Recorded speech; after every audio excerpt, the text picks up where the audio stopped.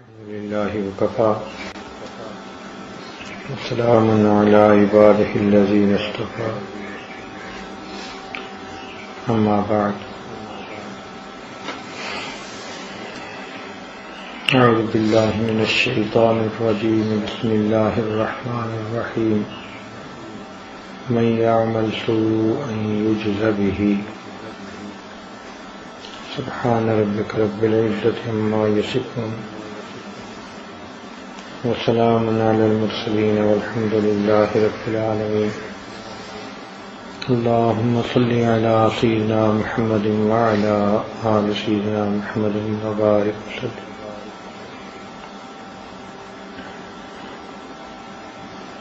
اللهم صل على سيدنا محمد وعلى آل سيدنا محمد وبارك وسلم اللهم صل على سيدنا محمد وعلى آل سيدنا محمد وبارك وسلم۔ دنیا میں انسان کے آنے کا مقصد اللہ رب العزت کی بندگی کرنا، اس کے حکموں کی پابندی کرنا، نبی علیہ الصلوۃ والسلام کے مبارک طریقوں کو اپنانا، یہ انسانی زندگی کا مقصد ہے۔ جو انسان اس مقصد کو اپنا لیتا ہے وہ انسان ہے، اور جو اس کو بھول جاتا ہے وہ پکا حیوان ہے۔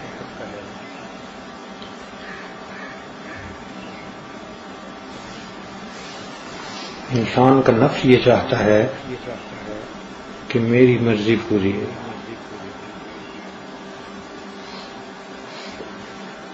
تو یہ عجیب سی ایک خواہش ہر انسان کے دل میں ہوتی ہے کہ جو میں چاہوں وہ پورا ہو۔ یہ شان فقط پروردگار کی ہے کہ اللہ رب العزت جو چاہتے ہیں وہ ہو کے رہتا ہے۔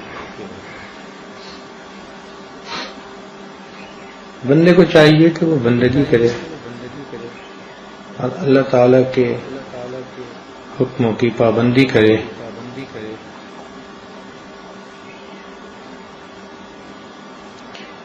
یہاں بھی انسان اللہ تعالیٰ کی نافرمانی کرتا ہے، اپنے لیے مصیبت خریدتا ہے، اپنے ہاتھوں اپنے پاؤں پہ کلہاڑی مارتا ہے۔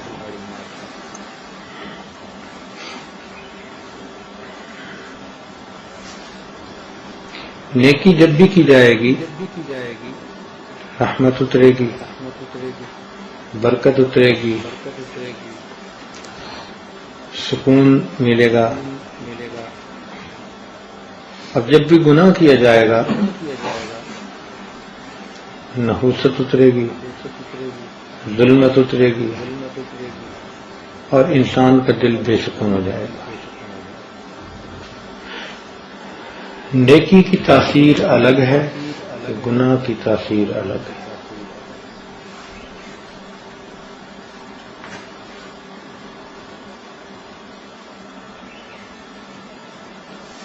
اسی لیے نیک انسان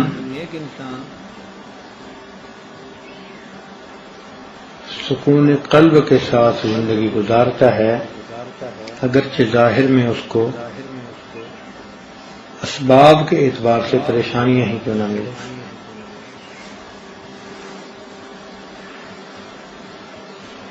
اور بدکار انسان بے سکونی کی زندگی گزارتا ہے، اگرچہ ظاہر میں اس کے پاس خواہشات پوری کرنے والے سب اسباب ہی کیوں نہ موجود۔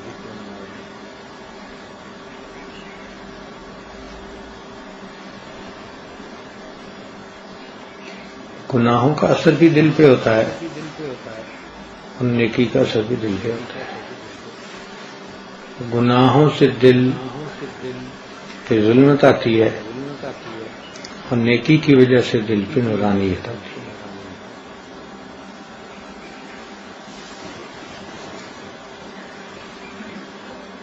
نیکی کے اپنے اثرات ہیں اور گناہوں کے اپنے اثرات ہیں۔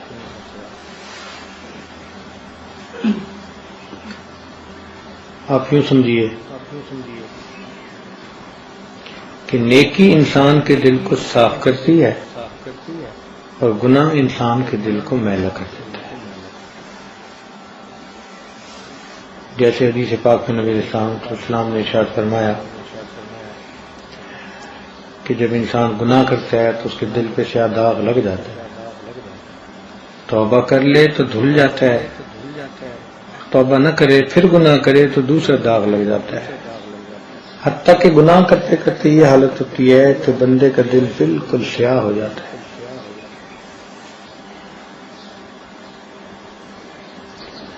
اب دنیا میں جو دل کی کیفیت ہوگی آخرت میں وہی چہرے کی کیفیت ہوگی. اگر دل ایمان کے نور سے چمکتا ہوگا تو قیامت کے دن انسان کا چہرہ منور ہوگا، اور اگر دل پر داغ لگے ہوں گے، دل میلا ہوگا، تو قیامت کے دن انسان کا چہرہ سیاہ ہوگا. اب ہمارے اپنے اختیار میں ہے کہ ہم اپنے دل کو منور کریں یا اپنے دل کو سیاہ کریں. پھر جو اثرات ہیں نا وہ ظاہر میں نظر تو نہیں آتے، لیکن کبھی کبھی اللہ تعالیٰ اپنے مقبول بندوں کو اس کے اثرات محسوس کروا دیتے ہیں، دکھا دیتے ہیں. چنانچہ سیدنا عثمان رضی اللہ عنہ تشریف فرما تھے، ایک شخص آیا، راستے میں اس کی نظر غیر محرم پر پڑ گئی تھی، اس کی نظر نے خطا کی تھی. تو عثمان رضی اللہ عنہ نے اس کو دیکھا تو فرمایا ما بال قوم، لوگوں کو کیا ہو گیا کہ یہ ہماری محفلوں میں بلا جھجک چلے آتے ہیں حالانکہ ان کی نگاہوں سے زنا ٹپکتا ہے. تو یہ کوئی غیب کا علم نہیں ہوتا، یہ ایک ججمنٹ ہوتی ہے، یہ ایک فرقان ہوتا ہے جو اللہ تعالیٰ ہر متقی پرہیزگار کو نصیب فرما دیتے ہیں.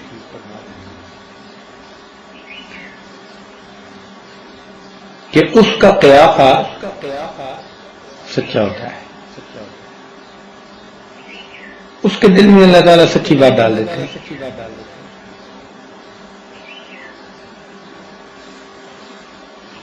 ایک مرتبہ ایک قاضی تھا تو بڑا پریشان بیٹھا تھا کہ بھائی یہ لوگ جو مقدمے لے کے آتے ہیں ان کو تو حقیقت کا پتہ ہوتا ہے کہ سچ ہے یا جھوٹ ہے، اور مجھے تو نہیں پتا. تو جس بندے کو نہیں پتا وہ کیسے فیصلہ کرے؟ تو اس کے قریب ایک عالم تھے، انہوں نے اس کو تسلی دی اور فرمایا کہ دیکھو، آپ جب اپنی کرسی قضا پر بیٹھتے ہیں تو اخلاص کے ساتھ اپنے کام کو کرنے کی نیت لے کر بیٹھتے ہیں، تو آپ کے دل کے اخلاص کی وجہ سے اللہ تعالیٰ آپ کے دل میں سچ بات ڈال دیتے ہیں، جبکہ فریقین کے دلوں کے اندر بغض، حسد اور دشمنی ہوتی ہے، حقیقت جاننے کے باوجود ان کی آنکھوں پہ پردے پڑے ہوتے ہیں.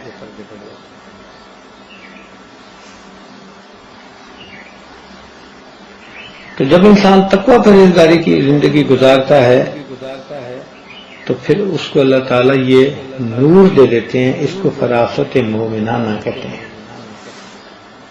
یہ ایسا ہی ہے جیسے 10 بندے چلے جا رہے ہوں اور کوئی پولیس کا افسر ان کو دیکھے تو وہ دیکھتے ہی گیس کر لے گا کہ فلاں لڑکے کے چال ڈھال اچھی نہیں ہے.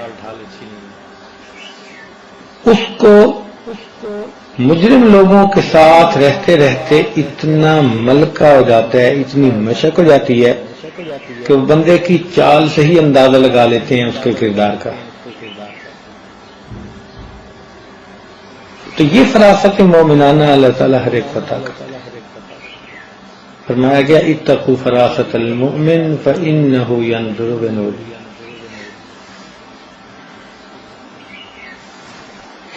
مومن کی فراست سے ڈرو کہ وہ اللہ تعالیٰ کے نور سے دیکھتا ہے. چنانچہ ایک بزرگ بغداد کی مسجد میں بیٹھے ہوئے تھے. جب وہ مسجد سے باہر کی طرف آنے لگے انہوں نے خوبصورت نوجوان کو دیکھا جس نے بہت ہی اچھا عطر لگایا ہوا تھا اور بہت ہنستا مسکراتا اس کا چہرہ تھا، بہت ہی خوبصورت تھا اور جبے امامے میں ملبوس تھا. تو وہ بزرگ اس کے قریب سے گزرتے ہوئے فرمان لگے کہ اس شخص سے مجھے کفر کی بو آتی ہے، اس شخص سے مجھے کفر کی بو آتی ہے. اب سننے والوں نے اس کو ذرا عجیب انداز سے سنا کہ بھائی اس شخص کے ظاہر کو دیکھو کہ یہ بالکل صورت مومنانہ بنائی ہوئی ہے، اور یہ بزرگ فرماتے ہیں کہ اس کے پاس سے گزرا ہوں تو مجھے کفر کی بو آتی ہے. اس نوجوان نے بھی ان بزرگوں کو یہ بات کرتے سن لیا تو اس نے لوگوں سے پوچھا کہ یہ جاتے ہوئے کیا کہہ کے گئے. انہوں نے صاف صاف بتا دیا کہ بھئی آپ کے بارے میں یہ کہہ کے گئے. تو اس نوجوان کو پسینہ آ گیا. لوگوں نے پوچھا کیا ہوا؟ کہنے لگے مجھے ان کے پاس لے چلو، میں کوئی بات کرنا چاہتا ہوں. جب ان کے پاس لائے تو کہنے لگا جی مجھے آپ کلمہ پڑھا کے مسلمان بنا لی. کبھی تیرا حال کیا ہے، مسئلہ کیا ہے؟ تو وہ کہنے لگا کہ مسئلہ یہ تھا کہ میں نے یہ کتاب میں پڑھا کہ مومن کی فراست سے ڈرو وہ اللہ کے نور سے دیکھتا ہے. تو میں نے دل میں سوچا کہ میں جا کر آزماتا ہوں کہ ان کے پاس فراست مومنانہ ہے بھی یا نہیں، ہے بھی یا نہیں. میں یہودی ہوں، میں نے مسلمانوں جیسے کپڑے پہنے، معطل کیا اپنے جسم کو، اور میں آیا کہ دیکھیں مجھے ان میں سے کوئی پہچانتا بھی آئے نہیں. تو اس بزرگ نے پہلی نظر پڑنے پر ہی مجھے پہچان لیا کہ میرے پاس سے کفر کی بو آتی.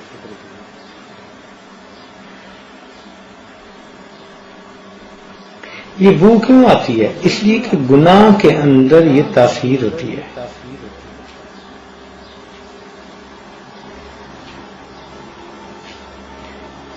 دیکھیں ایک بات ذرا سمجھنے کی کوشش کریں کہ بعض چیزیں ایسی ہوتی ہیں جن میں خراب ہونے والے جراثیم ہوتے ہیں. مثال کے طور پر اگر آپ پلاؤ پکائیں، گرم گرم کو ڈھک کے رکھ دیں تو 6-8 گھنٹے کے بعد جب کھولیں گے نا تو بو ہوگی اور وہ کھانے کے قابل نہیں ہوگی. اس کی وجہ کیا؟ اس کی وجہ یہ کہ اس چیز کے اندر ایسے بیکٹیریا موجود تھے جس نے اس کو خراب کر دیا، فرمنٹیشن ہو گئی، بو آنے لگی. اس کے بالمقابل آپ گڑ کو رکھ لیں، 1 مہینے بعد نکالیں گے، 2 مہینے بعد نکالیں گے، 1 سال بعد بھی نکالیں گے، جیسے رکھیں گے ویسے پائیں گے. اس کی کیا وجہ ہے؟ کہ اس گڑ کے اندر وہ بیکٹیریا ہے ہی نہیں جو اس کو فرمنٹ کرے، خراب کرے.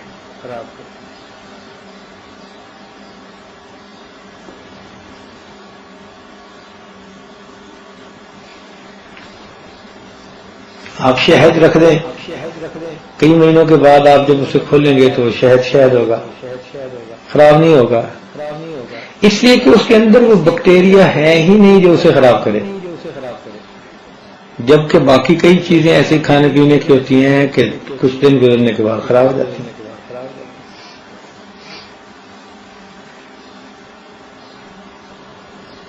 بالکل اسی طرح انسان جو نیک اعمال کرتا رہے اس کے اوپر نیکی کے اثرات ہوتے ہیں،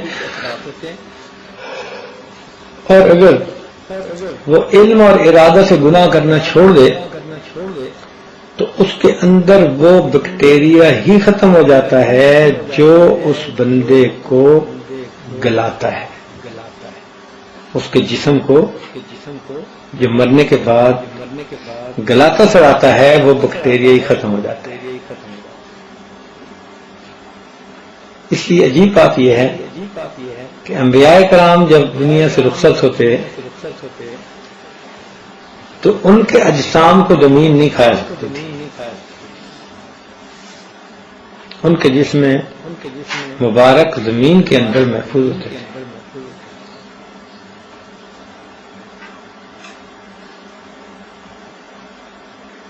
پاکیزہ جسم تھے، ان کے اندر وہ بیکٹیریا تھا ہی نہیں جو ان کے جسم کو گلائے۔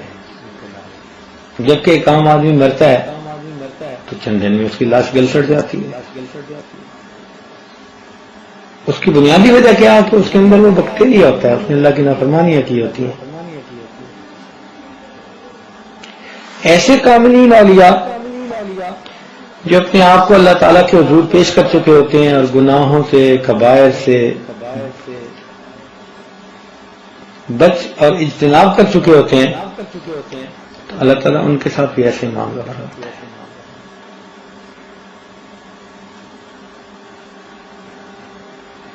ہم لوگ اس وقت پرائمری اسکول میں پڑھا کرتے تھے، جب ایک سیلاب آیا تھا تو ہمارے شہر کے قبرستان میں کچھ قبور ایسی تھیں جو بیٹھ گئی تھیں، کھل گئی تھی۔ تو لوگوں نے دیکھا کہ ایک قبر کے اندر ایک آدمی مدفون ہے اور اس کا جسم بھی سلامت، اس کا کفن بھی سلامت۔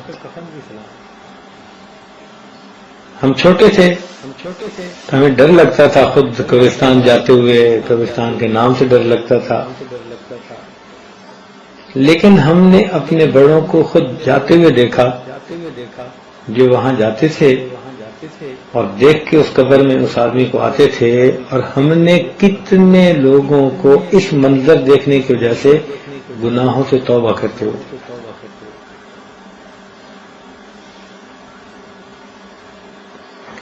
پتہ نہیں وہ کب فوت ہوا ہوگا، پرانا قبرستان تھا، سالوں گزر گئے، آج بھی اس کی لاش پڑی ہے۔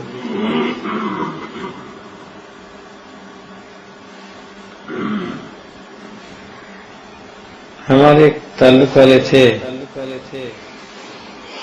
انہوں نے اپنا چشمدید واقعہ سنایا۔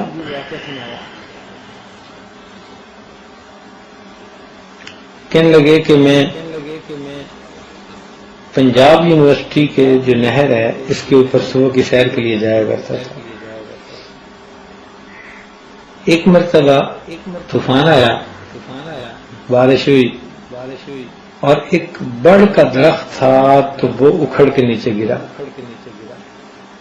تو کہنے لگے کہ میں جب اس کے قریب گزر رہا تھا تو اس کا گڑھا جو بن گیا تھا، میں نے اس میں جھانک کے دیکھا تو میں حیران رہ گیا کہ ایک آدمی ہے جس کا کفن بھی میلا نہیں ہوا، اور اس کے گرد اس درخت کی جڑوں نے ایسے جنگلہ بنایا ہوا ہے جیسے کہ لوہے کی تار سے کوئی جنگلہ بنا دیتے، اور اس کے اندر وہ آدمی، اس کی لاش آرام سے پڑی گئی۔ بنیادی وجہ کیا؟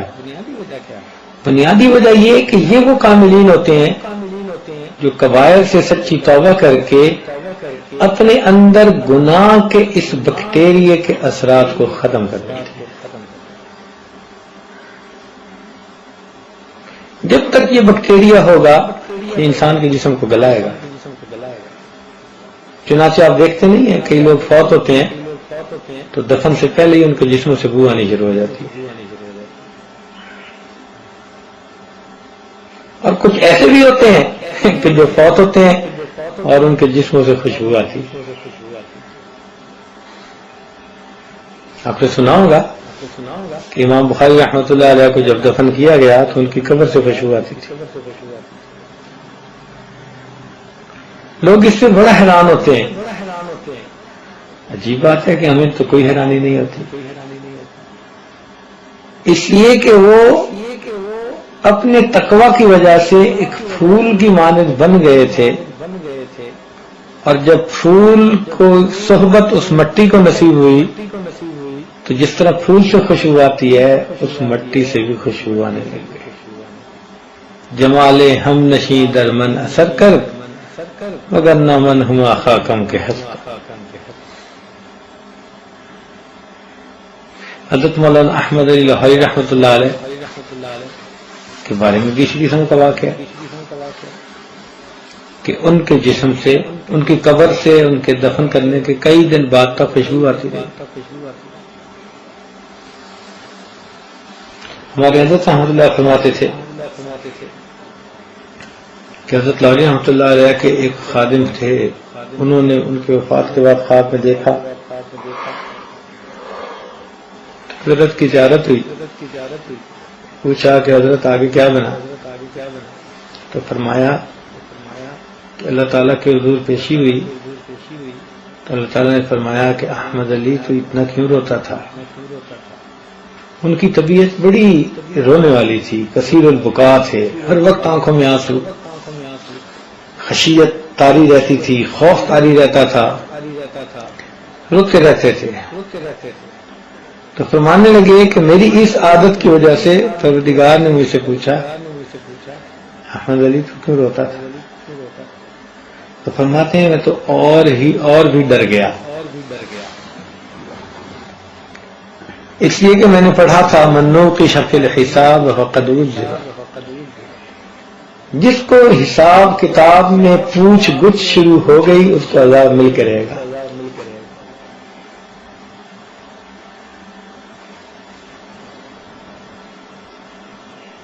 تو کہنے لگے میں اور گھبرا گیا.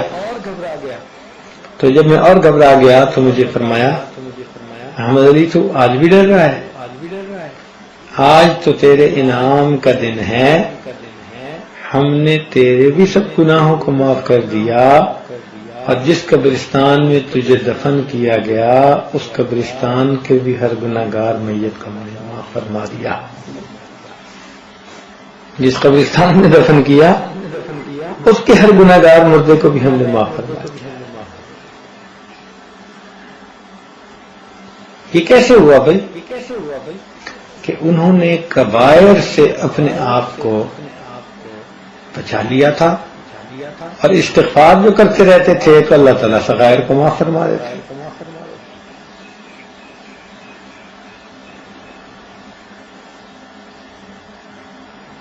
اب دیکھیں کہ نجاست جو ہے نا شریعت کی نظر میں وہ دو طرح کی ہے، ایک کو نجاست حقیقی کہتے ہیں اور ایک کو نجاست حکمی کہتے ہیں. نجاست حقیقی تو ہوئی پیشاب پاخانہ اور اس قسم کی گندگیاں جو ہوتی ہیں، ان کو نجاست حقیقی کہتے ہیں. اور نجاست حکمی کہتے ہیں کہ جو حکم کی وجہ سے نجس چیز کہلائے.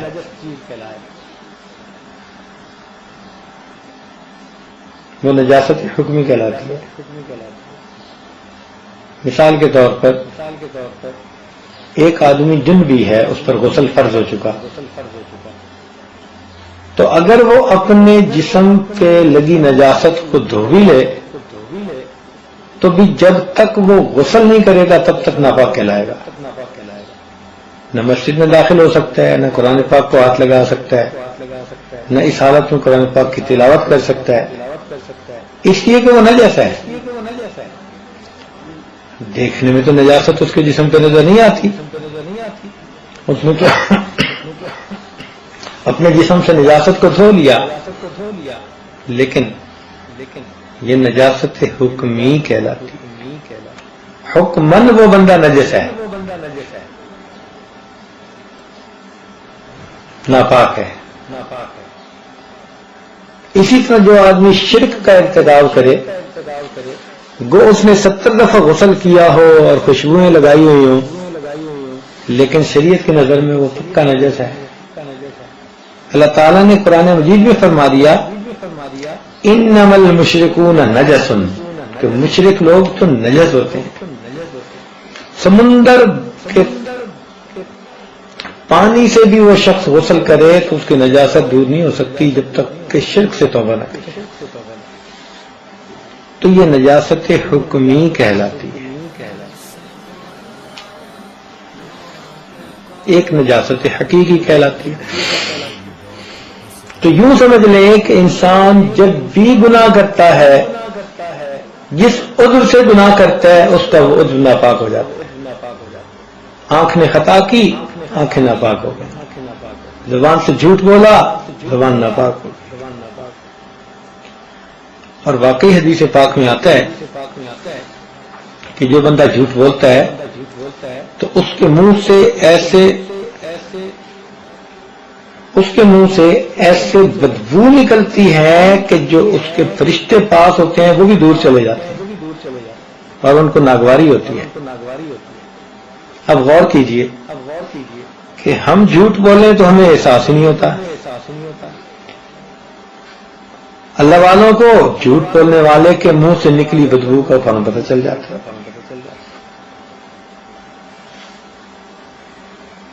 بدبو کا پتہ چل جاتا ہے ہم کو.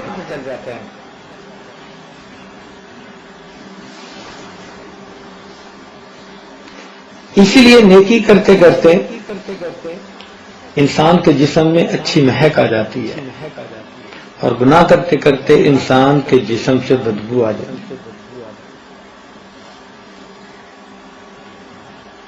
دیکھیے نبی علیہ الصلوۃ والسلام کا جو پسینہ مبارک تھا اس میں اتنی خوشبو تھی کہ صحابہ کرام رضی اللہ تعالیٰ عنہ فرماتے ہیں کہ ہم نے ایسی خوشبو سونگھی نہیں تھی.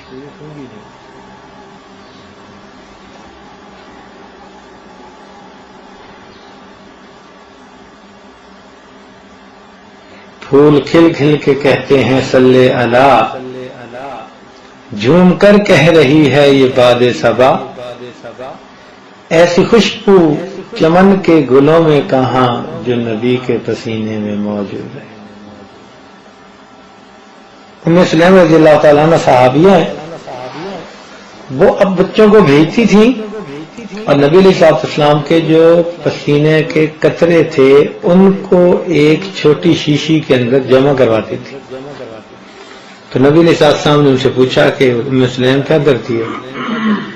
انہوں نے عرض کیا اللہ کے نبی، ہم اس پسینے مبارک کو جس عطر میں ملا دیتی ہیں اس عطر کی خوشبو میں اضافہ ہو جاتا ہے. اس عطر کی خوشبو میں اضافہ ہو جاتا ہے.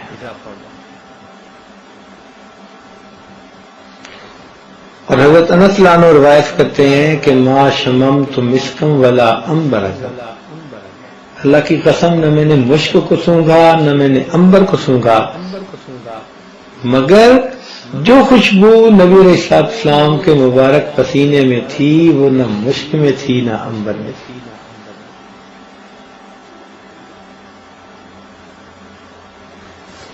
اور یہی چیز صدیق غلاموں کے بارے میں تھی.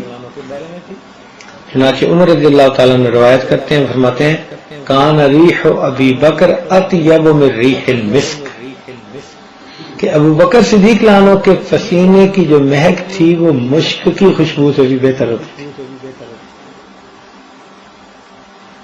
تو اس سے کیا پتہ چلتا ہے کہ یہ جو گناہ ہیں یہ بدن کی بدبو ہوتے ہیں اور نیک اعمال یا نیکیاں بدن کی خوشبو ہوتی ہیں. نیک اعمال سے بدن پاک ہوتا ہے اور گناہوں سے بدن ناپاک ہوتا ہے. یہ ناپاکی اگر ہم اپنے دل میں لے کے آگے چلے گئے تو اس ناپاکی کے اثرات ہمارے بدن کو فرمنٹ کر کے رکھ دیں گے، گلا سڑا کے رکھ دیں گے. یہ کیڑے پیدا کر دیں گے جسم کے اندر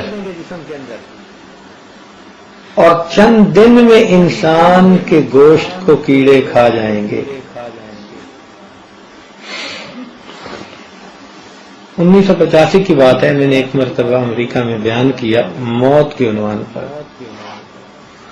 تو اس میں میں نے بتایا کہ بھائی عمر بن عبدالعزیز رحمۃ اللہ علیہ جا رہے تھے، ایک جگہ رونے بیٹھ گئے قبرستان میں.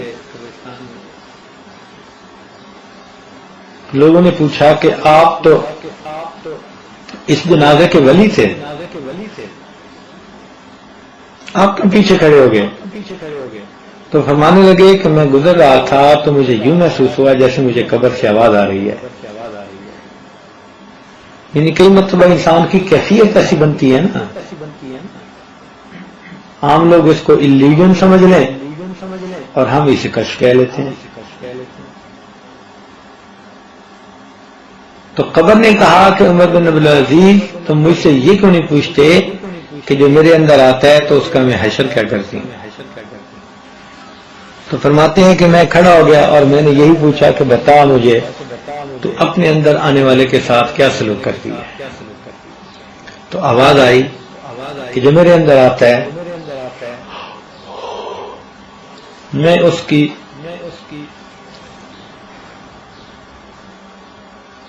بدن کے اندر کیڑے ڈال دیتی ہوں، گوشت کو کھا لیتی ہوں، ہڈیوں کو جدا کر دیتی ہوں. تو یہ واقعہ ایک مرتبہ میں نے نقل کیا. جو سننے والے لوگ تھے نا ان میں سے کافی پی ایچ ڈی ڈاکٹر اور M B B S doctor اور فلاں فلاں تھے. ان میں سے ایک ڈاکٹر میرے پاس آئے اور کہنے لگے جی کہ آپ نے یہ واقعہ کہاں پڑھا؟ میں نے ان کو بتایا کہ یہ واقعہ اس طرح پڑھا میں نے فلاں کتاب میں. وہ کہنے لگے جی آپ یہ منظر آنکھوں سے دیکھنا چاہیں گے؟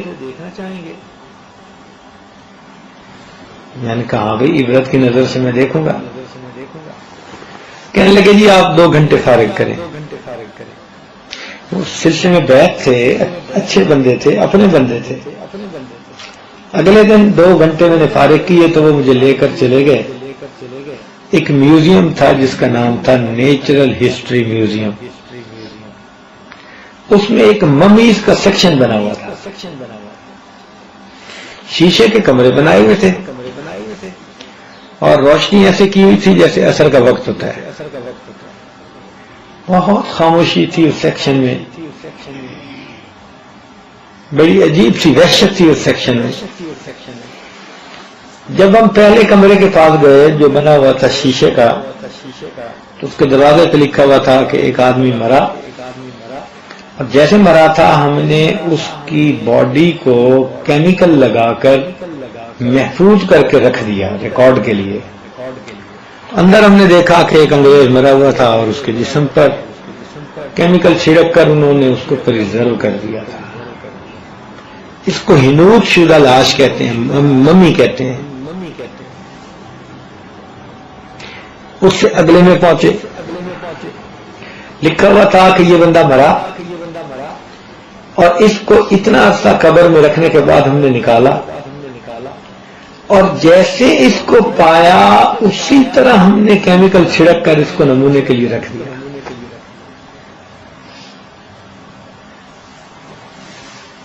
تو اندر جا کر ہم نے دیکھا تو ہماری حیرت کی انتہا نہ رہی کہ انسان کے بدن میں قبر میں جا کر جو سب سے پہلی تبدیلی آتی ہے وہ یہ کہ آنکھوں کے ڈیلے لٹک کر اس کے رخساروں پہ آ جاتے ہیں. تو یہ آنکھ کا ڈیلا یہ بھی رخسار پر آیا پڑا اور یہ بھی رخسار پر آیا. وہ نگاہیں جو اللہ تعالیٰ نے اپنے گھر کو دیکھنے کے لیے دی تھی، جو اللہ تعالیٰ نے اپنے قرآن کو دیکھنے کے لیے دی تھی، اولیاء اللہ کے چہروں کو دیکھنے کے لیے دی تھی، جب ان نگاہوں سے ہم غیر کی طرف دیکھیں گے، طمع کی نظر سے، لالچ کی نظر سے، تو پھر اللہ تعالیٰ قبر میں سب سے پہلے ان آنکھوں کو کیڑوں کی غذا بناتے ہیں. چنانچہ ہم نے دیکھا کہ اس کے ڈیلے جو تھے وہ رخسار پر آئے ہوئے تھے، اور جیسے چاول کسی چیز کے ساتھ چپکے ہوئے ہوتے ہیں ایسے کیڑے ان آنکھوں کے ساتھ چپکے ہوئے تھے، اسے کھا رہے تھے. آگے جا کے دیکھا تو لکھا ہوا تھا کہ اس بندے کو ہم نے اتنا عرصہ قبر میں رکھا اور پھر نکالا. اس میں ایک تو اسی طرح آنکھوں کے ڈیلوں کو کیڑوں نے کھا لیا تھا، آنکھوں میں کیڑے پڑ گئے تھے۔ دوسری تبدیلی ہم نے یہ دیکھی کہ اس بندے کے ہونٹوں کو بھی کیڑوں نے کھا لیا تھا اور اس کے دانت ایسے نظر آ رہے تھے جیسے مردہ بکری کے دانت نکلے ہوئے تھے۔ ہونٹ جو تھے وہ کیڑوں نے کھا لیے اور 32 دانت کی 32 نظر آ رہی تھی۔ جس زبان سے انسان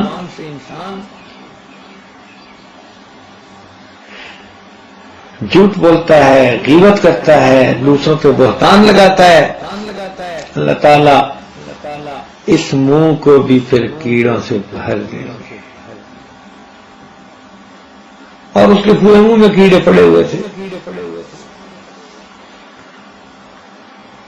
پھر اگلے کو دیکھا تو لکھا ہوا تھا، اس کو اتنا سامنے رکھا، نکالا تو جس حال میں ہم نے پایا اسی حال میں پریزرو کر دیا۔ اس میں تیسری تبدیلی ہم نے دیکھی کہ اس بندے کے پیٹ کے اندر بھی کیڑے پڑ گئے تھے، اور جیسے پیالے میں چاول بھرے ہوتے ہیں اس کے پیٹ کے پیالے میں کیڑوں کے چاول بھر گئے۔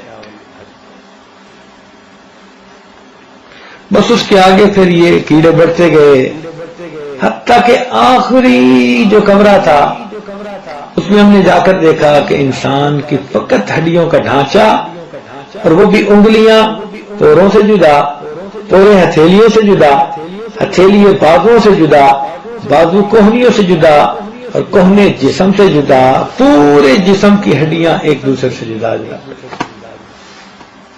ان کو دیکھ کر اتنا دل پر غم طاری ہوا، انسان تو کیا بولتا ہے، کیا بنا پھرتا ہے دنیا میں۔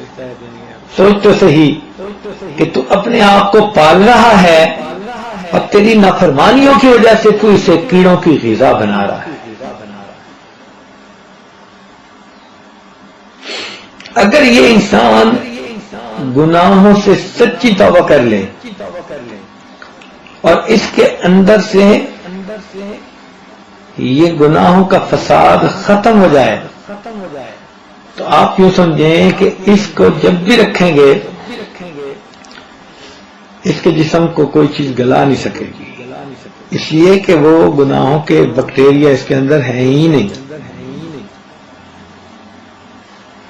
اب ہم فیصلہ کریں اپنی زندگی میں کہ ہم اپنے آپ کو کیڑوں کے لیے پال رہے ہیں یا اللہ تعالیٰ کے حضور پیش کرنے کے لیے پال رہے ہیں۔ جو گوشت حرام غذا سے بنے گا وہ کیڑوں کی غذا بنے گا۔ تو گناہوں کے اثرات ہوتے ہیں انسان کے اوپر، تو اس لیے جو شخص گناہوں سے سچی توبہ کر لیتا ہے وہ باطن کی ناپاکی کو صاف کر لیتا ہے۔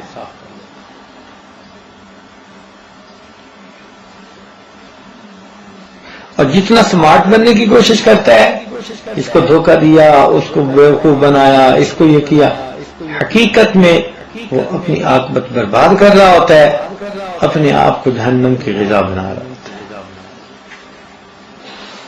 ہر ہونے والا گناہ انسان کے جسم میں ناپاکی کی مانند ہے، تو ہر گناہ سے سچی توبہ کر کے انسان اپنے آپ کو گناہوں سے پاک صاف کر دے۔ اب انسان فرشتہ تو نہیں بن سکتا، لیکن یہ تو ضرور ہے نا کہ اللہ تعالیٰ کے حضور بیٹھ کر سچی توبہ کرے اور آئندہ گناہوں سے بچنے کی کوشش کرے۔ اگر بالفرض سر درد ہو جائے تو پھر دوبارہ پھر توبہ کر لے۔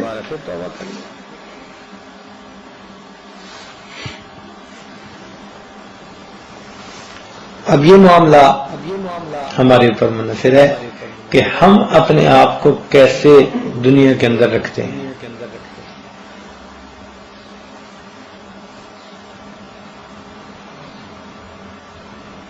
اگر یہ گناہوں کا بیکٹیریا اندر رہا تو یہ لاش قبر میں جاتے جاتے گل جائے گی، کیڑے اسے کھائیں گے۔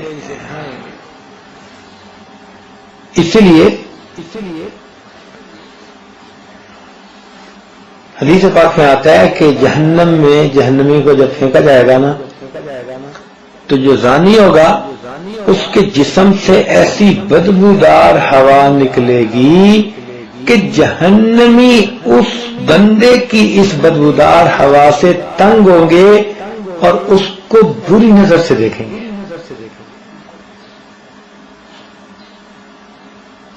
تو دیکھو گناہوں کی بدبو یہ دنیا میں بھی اور جا کے آخرت میں بھی محسوس ہوگی.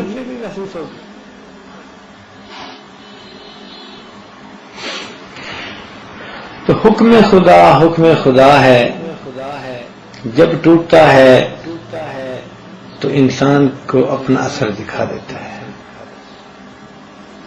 ہمیں چاہیے کہ ہم گناہوں سے سچی توبہ کر کے اپنے آپ کو اللہ تعالیٰ کے فرما بردار بندوں میں شامل کروا لیں.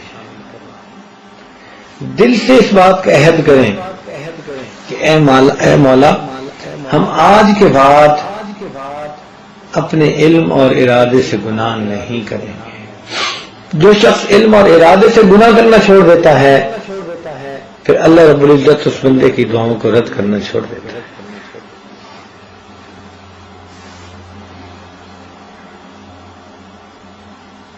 یہ خوشبو ہوتی ہے جسم میں نیکی کی.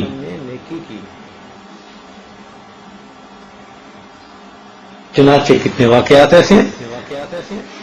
شاہ عبدالعزیز رحمۃ اللہ کے زمانے میں ایک طالب علم تھا، اس کے سامنے کسی عورت نے برے ارادے کا اظہار کیا.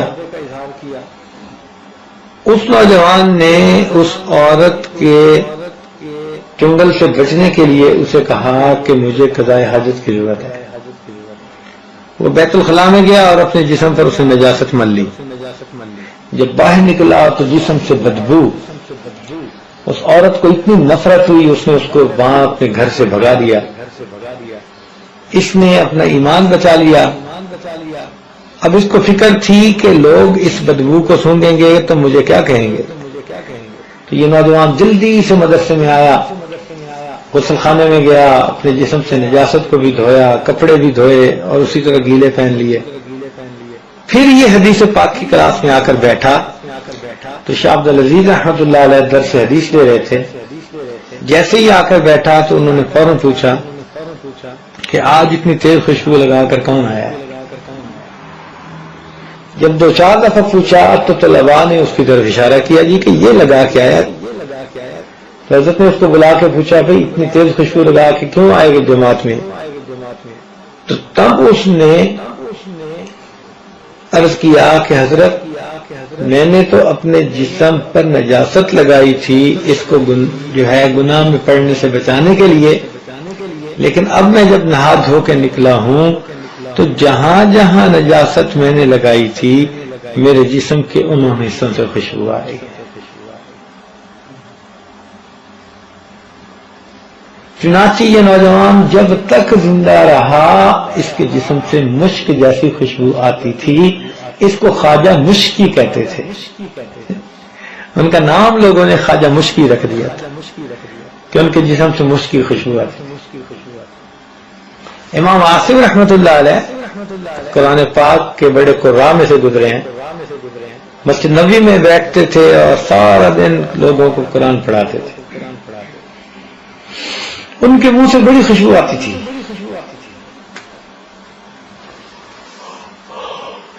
ایک مرتبہ کسی شاگرد نے پوچھا حضرت آپ منہ میں کیا رکھتے ہیں کہ جس کی وجہ سے اتنی خوشبو آتی ہے. تو انہوں نے فرمایا بھی میں تو کچھ نہیں منہ میں رکھتا، یعنی کوئی الائچی یا کوئی اور ایسی چیز خوشبودار میں تو نہیں رکھتا. اس نے کہا حضرت کہ اگر خوشبو اتنی آتی ہے. تو اس پر امام عاصم رحمۃ اللہ علیہ نے فرمایا کہ دیکھو ایک مرتبہ میں نے خواب میں نبی علیہ السلام کی زیارت کی تو نبی علیہ السلام تشریف لائے اور فرمانے لگے کہ عاصم تم سارا دن اس میری مسجد میں بیٹھ کے قرآن پاک کی خدمت کرتے ہو. یہ کہہ کر اللہ تعالی کے محبوب نے میرے ہونٹوں کو بوسہ دیا خواب میں، تو میری آنکھ کھلی، اس بوسے کی یہ برکت ہے کہ اب میرے منہ سے اس وقت سے خوشبو آ رہی ہے۔ چنانچہ امام عاصم رحمۃ اللہ علیہ جب تک زندہ رہے ان کے منہ سے خوشبو آتی۔ تو یہ بات ذہن میں رکھیے کہ ہم جو بھی گناہ کرتے ہیں ہم اپنے اندر فرمنٹیشن والے بیکٹیریے کو داخل کر لیتے ہیں، آنکھوں کے راستے سے داخل کریں، زبان کے راستے سے داخل کریں، دل دماغ کے راستے سے داخل کریں، یہ بیکٹیریا اندر جا رہا۔ اس لیے گناہوں سے سچی توبہ کرنی چاہیے تاکہ اللہ تعالی ہمیں اس باطنی نجاست سے محفوظ فرما لے۔ تو پورے بیان کا خلاصہ یہ نکلا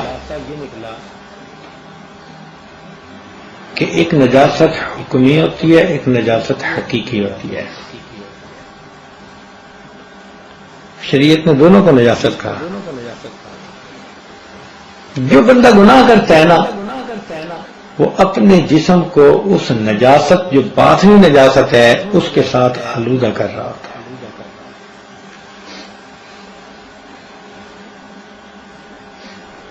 کہیں آنکھ ناپاک ہوئی، اگر غیبت کی تو زبان منہ ناپاک ہوا، اگر کسی کے مال کو ناجائز استعمال کیا تو ہاتھ ناپاک ہوئے، کسی کا دل دکھایا تو دل ناپاک ہوا۔ تو اس طرح گناہوں کی وجہ سے ہمارے جسم پر ان کے اثرات ہوتے ہیں۔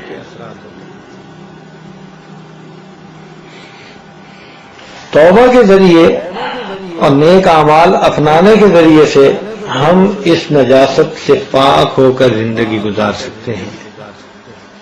اب آپ بتائیں کہ کوئی بندہ اگر اس پر نجاست لگی ہوئی ہو اور وہ بادشاہ سے ملنے کے لیے سامنے آ کھڑا ہو تو بادشاہ اس کو پسند کرے گا؟ کبھی بھی نہیں پسند کرے گا۔ اسی طرح ہم اپنے ناپاک منصوبوں کو لے کے، ناپاک خواہشات کو دلوں میں لے کے مصلی اللہ کے حضور کھڑے ہو جاتے ہیں، تو پھر قبولیت ہوگی یا کیا ہوگا؟ اسی لیے عبادات میں مزہ نہیں آتا، تلاوت میں مزہ نہیں آتا، کچھ میں بھی دل نہیں لگتا۔ اللہ تعالیٰ ہمیں گناہوں کے اثرات سے محفوظ فرمائے اور اللہ تعالیٰ نیکی کی روشنی اور نیکی کا نور اور نیکی کی خوشبو یہ سب نعمتیں ہمیں نصیب کریں۔ www.dasquran.com